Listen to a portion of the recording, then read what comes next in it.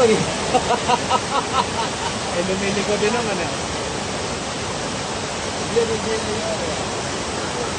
Gulo na nga lang eh.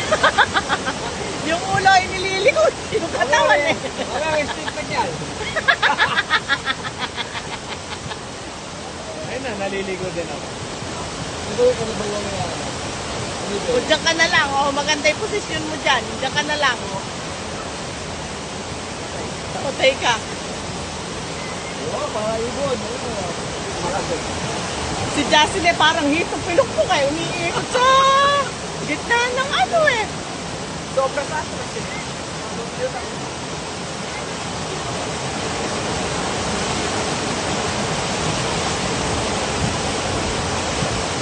Yun, kumagano.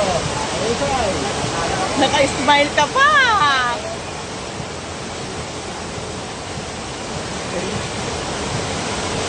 Bitaw mo. Hindi niya gagawin. Bitaw din ko. Ay, bitaw. Oh! Wow, galing!